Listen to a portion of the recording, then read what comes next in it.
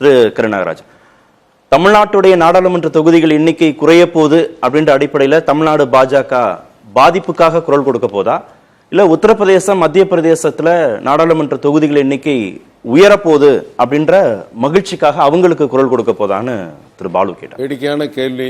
பாலு அண்ண மாதிரி மிகப்பெரிய மேதைகள் இப்படி கேள்வி கேட்கிறே தப்பு. மேகதாது அணை கட்டியே தீர்வோம் என்று கர்நாடகா சொல்லும் போது அந்த கூட்டணி ஆட்சி முதலமைச்சர் பதவியேற்புக்கு நம்ம முதலமைச்சர் போய் நின்னாரு.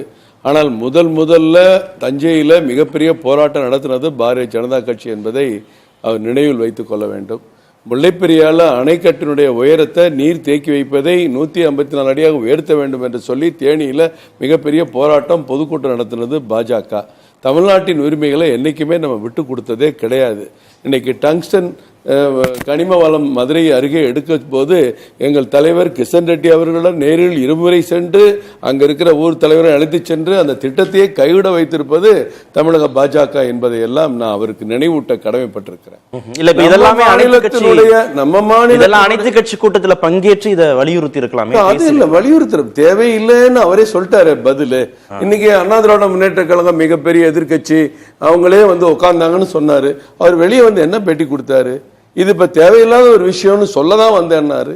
அமமுக போய் அங்க பேசினாங்க, முன்னாள் அமைச்சர் செந்தமிழன். இதை ஏன் இந்த கூட்டத்தை இப்ப கூட்டினீங்க, அப்படி ஒரு அவசியமே இல்லைன்னு அவர் பேசினாரு. அப்ப வெளியே நாங்க நின்னவங்க எல்லாம் இவங்க இது ஒரு அரசியலுக்காக பண்றாங்க. 3 மாநிலத்தினுடைய கூட்டு கமிட்டி போடுறாங்க. 3 மாநிலத்தினுடைய கூட்டு கமிட்டி போட்டு காவிரியில ஒழுங்கா தண்ணி கொடுறோம் என்னைக்காக கேட்டோமா? அவங்க கொடுத்திருக்காங்களா? ஒவ்வொரு முறையும் நடுவர் மன்றம் தீர்ப்பு, உச்ச நீதிமன்றம் சண்டை போட்டு மேகதாதுல அணை கட்டக்கூடாதுன்னு நம்ம சொல்லிட்டு இருக்கோம். தமிழ்நாட்டுக்கு எல்லா அரசியல் கட்சியும் ரொம்ப ஆக்கப்பூர்வமான 3 பேர் பேசுறீங்க. இப்ப நான் பேசாம உட்காந்து சரி சரி ஒரு ஸ்டிக்கர் வாயில ஒட்டிக்க வேண்டாம். இல்ல உங்களோட வந்திருக்கியா நீங்க பேசுறதுக்கு அதை ஒட்டிக்கல.